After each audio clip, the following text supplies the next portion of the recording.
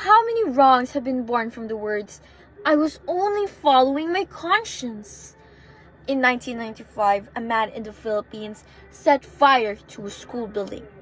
When arrested, he calmly told police that he was following his conscience, but God had told him to do it. History is filled with people who committed atrocities believing they were morally right, like the terrorists who hijacked planes on 9/11 and dictators who silenced dissent. I like to think of conscience as not a compass, but rather a mirror reflecting our own beliefs, fears, and prejudices.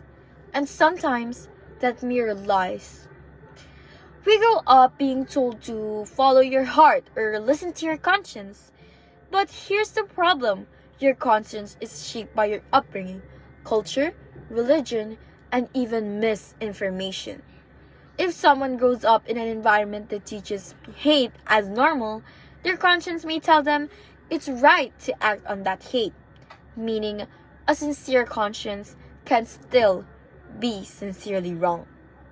Psychologists have found out that our moral decisions are often driven by emotion first and reasoning second.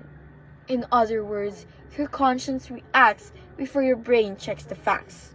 This is why people can feel morally right about things that are objectively harmful. It's also why two people can have opposite moral conviction, yet both claim they're listening to their conscience. If conscience alone were a reliable guide, then the world wouldn't be full of conflicting moral beliefs. But I'm not saying we should ignore conscience, since it's a valuable warning signal. But moral responsibility demands that we question conscience, challenge it, and test it against evidence and empathy. Blindly following it can excuse crimes, justify cruelty, and silence reason. Instead of asking, "Does my conscience approve?" we should ask, "Would this still feel right if I were the one suffering from it?" History shows that conscience is not the voice of truth. It is the echo of the lessons, lies, and loyalties we inherit. Follow it blindly, and we are not champions of morality. We are simply dangerous dreamers.